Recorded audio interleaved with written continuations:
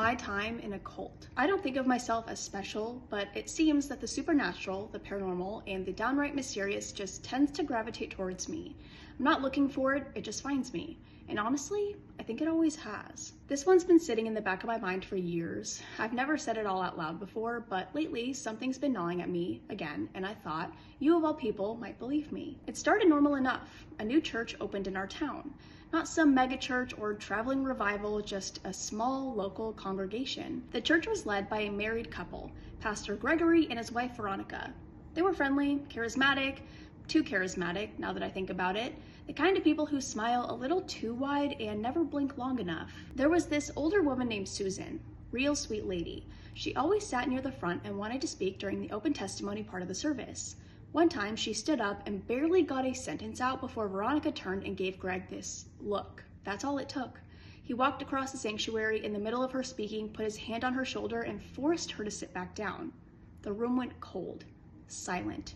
No one said a word. After that, things just kept getting weirder. They made followers sign spiritual contracts. At first, it was harmless stuff, volunteer commitments, tithing promises, but then Veronica started asking people to sign over property. Cars, land. One guy I knew from high school gave up his dad's cabin for the kingdom. People started leaving, quietly. A family here, a woman there, but no one made a fuss. No one dared. If someone stopped coming, they weren't prayed for. They were erased. Then came Easter. There was no service that year. Everyone just got a mass text that morning. All it said was, "The church is no more. We have completed our mission. You are released." The building sat empty after that. Greg and Veronica, or whatever their real names were, vanished. No forwarding address, no goodbye, just gone. Years passed and we tried to forget. Susan, the sweet old woman who always tried to speak, had gone missing. Nobody had seen her since the church was closed.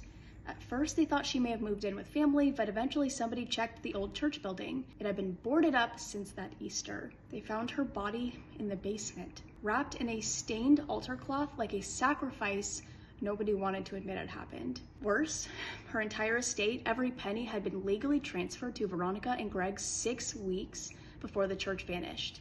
They used forged documents, fake names, and the trail went cold right after that. There were rumors, of course, that Greg and Veronica had done something like this in other towns. They had moved from place to place starting churches, finding the lonely, the vulnerable, the desperate. The light blue building was bulldozed a few years ago. It's a Dollar General now. But sometimes when I drive by, I swear I can see a flicker of red and white ribbon out of the corner of my eye, like a girl dancing with flags just behind the shelves of candy and paper towels. I don't think of myself as special, but I do think something from that church still remembers me, and I don't know if it's finished with me yet.